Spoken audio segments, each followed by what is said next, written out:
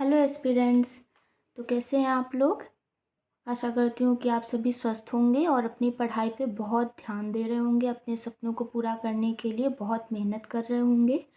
तो आज हम पढ़ेंगे सिंधु घाटी सभ्यता के नगर निर्माण की योजना के बारे में। सिंधु घाटी सभ्यता का पहला पार्ट मैं पढ़ा चुकी हूँ, अगर आपने नहीं देखा हो तो प्लीज़ देख लीजिएगा। फिर उसके बाद ये ज़रूर पढ़िएगा। नगर निर्माण योजना।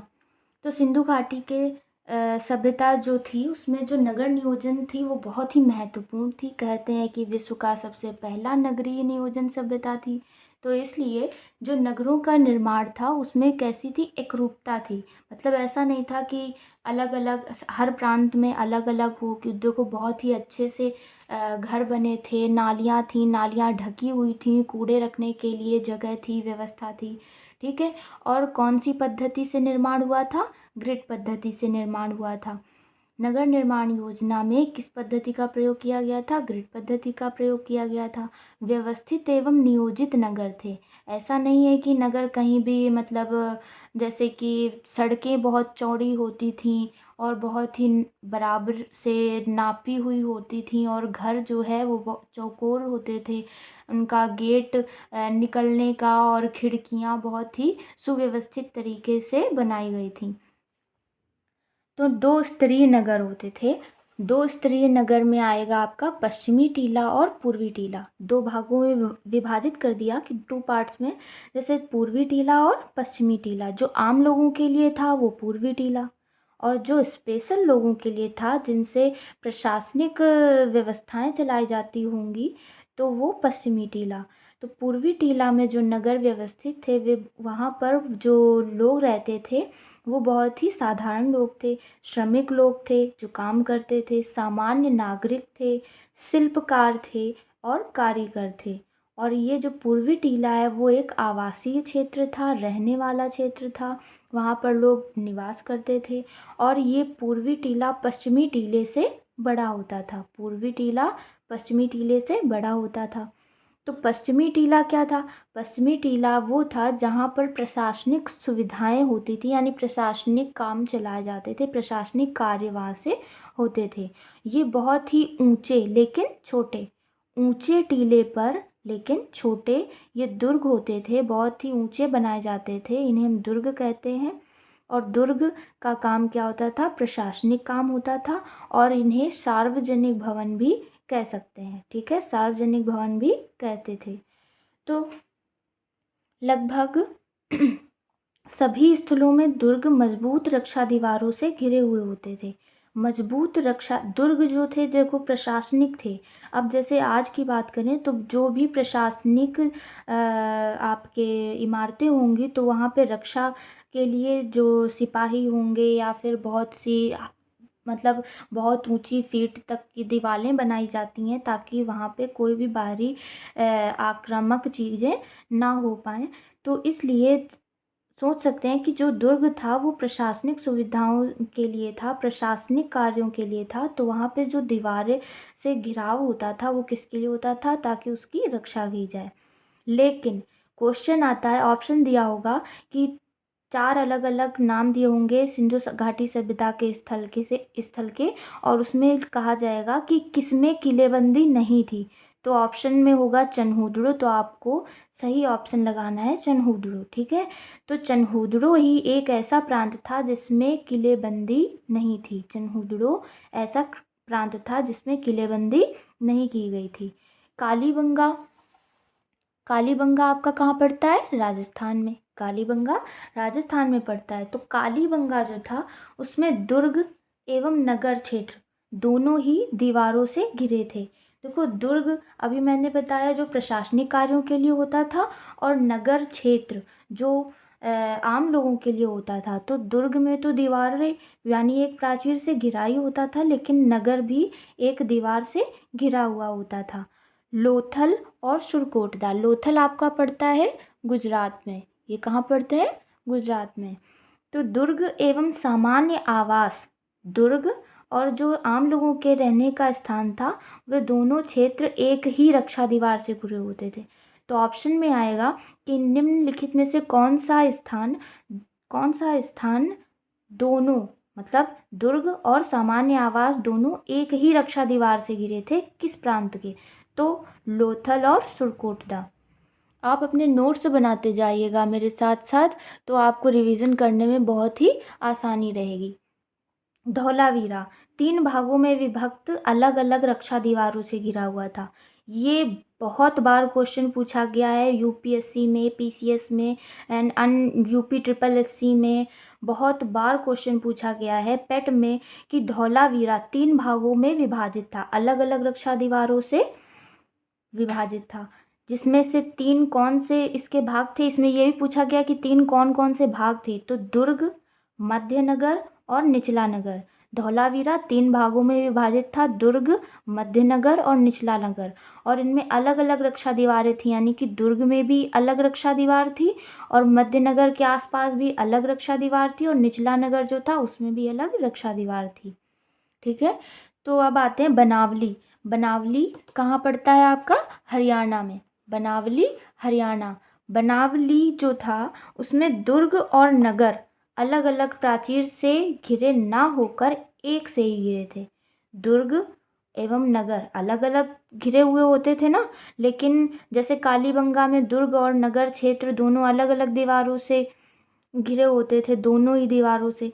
लेकिन यहाँ पर बनावली बनावली में 2 हैं, दुर्ग और नगर 2 पार्ट हैं, लेकिन दोनों एक ही रक्षा प्राचीर से घिरे हुए हैं। सड़क प्रबंधन, ये तो मेन है सड़क प्रबंधन। जो सिंधु घाटी सभ्यता का सड़क प्रबंधन था वो बहुत ही उत्तम, यानी कह सकते हैं उत्कृष्ट श्रेणी का था।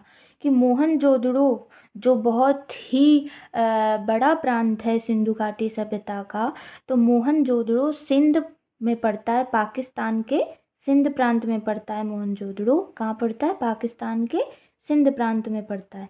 तो मोहनजोदड़ो की प्रथम सड़क 9.15 मीटर चौड़ी थी।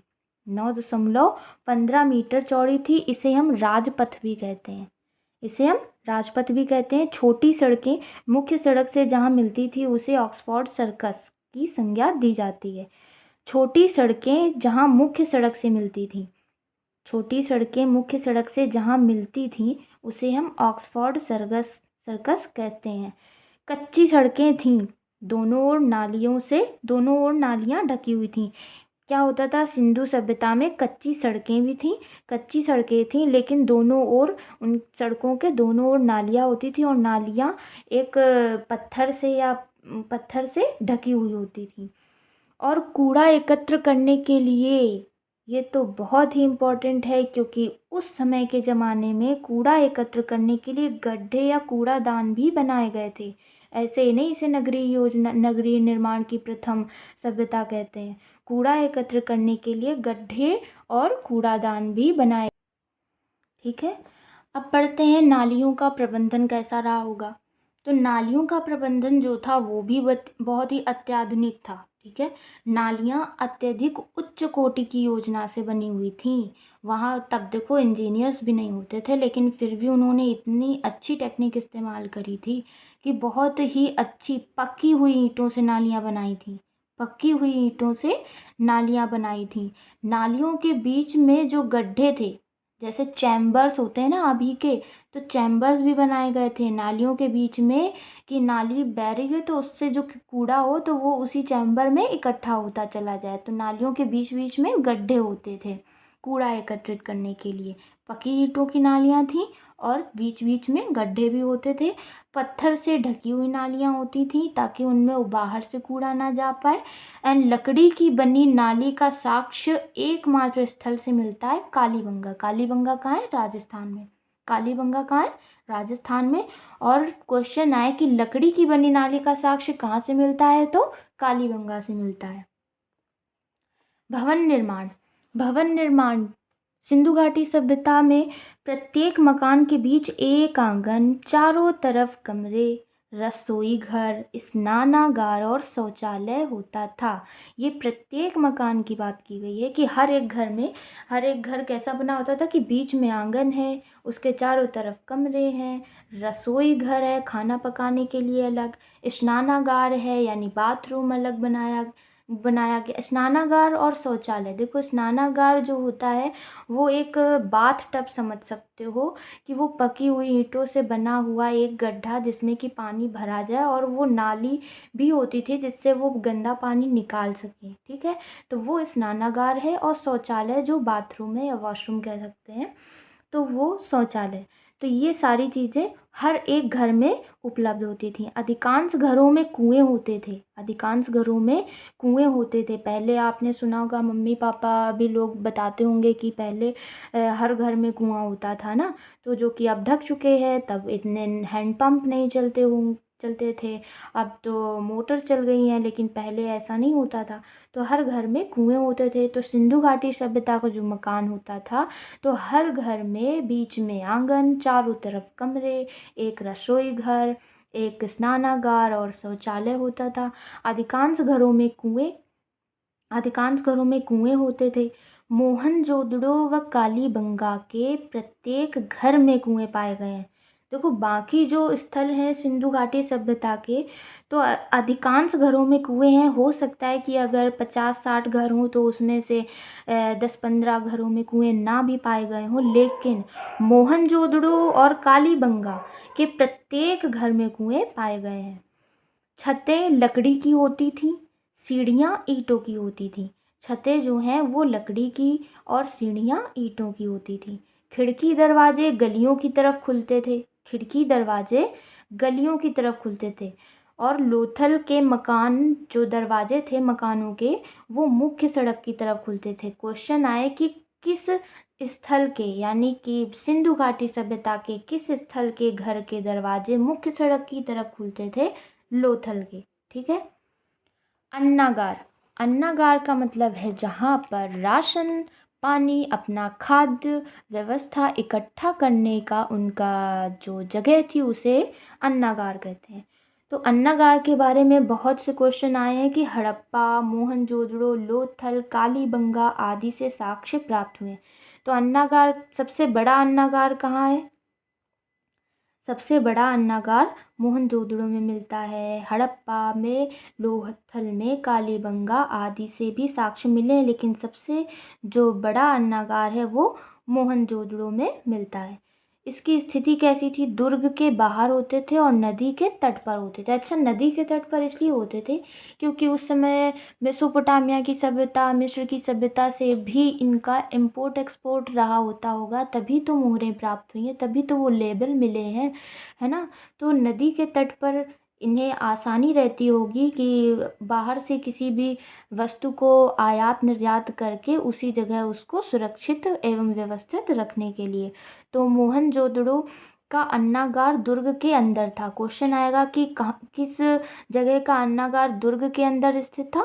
मोहनजोदड़ो का अन्नागार दुर्ग के अंदर स्थित था। एकमात्र लकड़ी से निर्मित अन्नागार कौन था? लोथल। एकमात्र निर्मित लकड़ी से निर्मित अन्नागार कहाँ था? लोथल में। सिंधु सभ्यता का सांस्कृतिक विकास, ये 3-4 हेडिंग्स हैं, तो इसको छोटी से पॉइंट ऑफ व्यू में आप समझिए कि सिंधु सभ्यता जो थी उसका सांस्कृतिक विकास, सामाजिक विकास अलग था, आर्थिक जीवन अलग था, राजनीतिक जीवन और धार्मिक जीवन अलग था, ठीक है। तो होपफुली आपको ये समझ में आया होगा। तो मिलते हैं नेक्स्ट वीडियो में। इसका 3rd पार्ट मैं लेके आऊँगी। मैंने आपसे वादा किया है कि अगर आप ये कंप्लीट कर लेते हैं सीरीज़, तो सिंधु घाटी सभ्यता, इंडस वैली सिविलाइजेशन के बारे में आपको कहीं और जाने की ज़रूरत ही नहीं पड़ेगी। मैं आपको डीपली एक एक चीज़ समझाऊँगी, पूरा कवर अप कराऊँगी, ठीक है। तो थैंक यू सो मच आपको ये क्लास अटेंड करने के लिए। अगर आपको ये पसंद आई हो तो प्लीज़ लाइक, सब्सक्राइब और शेयर ज़रूर करें। Thank you.